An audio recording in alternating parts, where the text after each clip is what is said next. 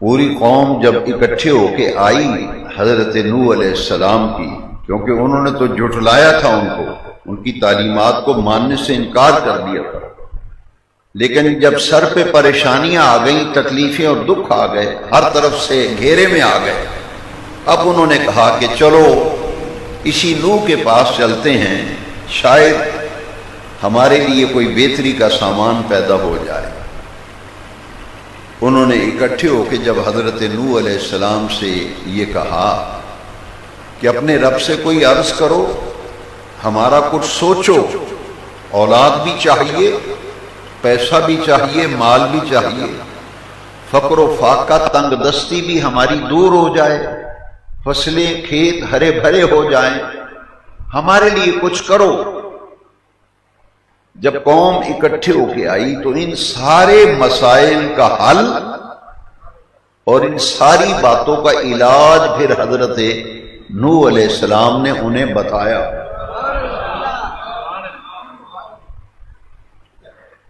وہ علاج سورہ نوح 29ویں پارے کی آیت نمبر 10 میں بیان کیا گیا۔ فَقُلْتُ، حضرت نوح علیہ السلام فرماتے ہیں میں نے ان سے کہا، جب انہوں نے مجھے کہا کہ سیٹ ڈاؤن، کچھ سوچو، کچھ کرو، سیٹ ڈاؤن، حضرت نوح علیہ السلام فرماتے ہیں فَقُلْتُ، میں نے انہیں کہا، میں نے کہا استغفروا ربکم۔ بڑی توجہ سے سننے والی آیت، تقریر کی شکل میں آپ نے سنا تو پھر آپ کو کچھ سمجھ نہیں آئے گی، پھر آپ کو کچھ، آپ تقریروں کا مزاج آپ کا اور ہے، پھر آپ نہیں سمجھ سکیں گے قرآن کیا کہتا ہے۔ ان لفظوں میں اتنا مزہ ہے، اتنا سرور ہے، اتنا کیف ہے۔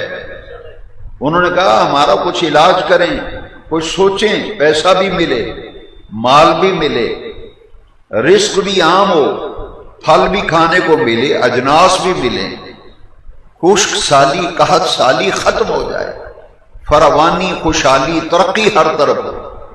تو آپ نے علاج کے کیا بتائے؟ استغفروا، بولیں سارے، استغفروا ربکم، اپنے رب سے معافی مانگو، اپنے رب سے۔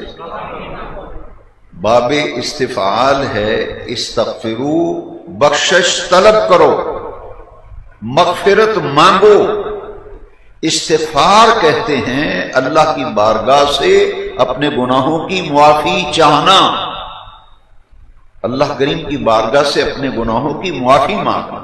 انہوں نے کہا کہ تمہاری ان ساری بیماریوں کا، تمہاری ساری پریشانیوں کا علاج، تمہارے دکھوں کا مداوا صرف استغفار میں ہے۔ کس میں ہے؟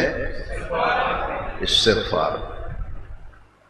انہوں نے کہا استغفار کرو، استغفار اپنے رب سے، بخشش طلب کرو۔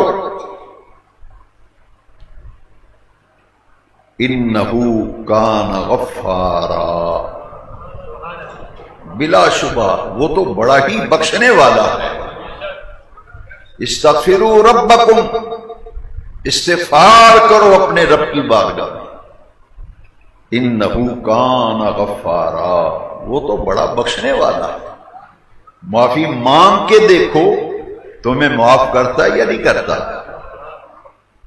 تم معافی مانگو گے تمہارے مال میں بھی برکت ہوگی، تمہیں اولاد بھی ملے گی، تمہارا تنگ دستی بھی ختم ہوگی، قحط سالی بھی ختم ہوگی، رزق کی فراوانی ہوگی۔ تم اپنے رب سے استغفار کرنے والے تو بنو۔ کس کام کا انہوں نے کہا؟ کیا کرو؟ استغفار، گناہوں کی معافی مانگو، توبہ کرو، اللہ سے مغفرت چاہو، اللہ سے بخشش چاہو، کیونکہ وہ بڑا بخشنے والا ہے۔ انہو کان غفارا، وہ بڑا بخشنے والا ہے۔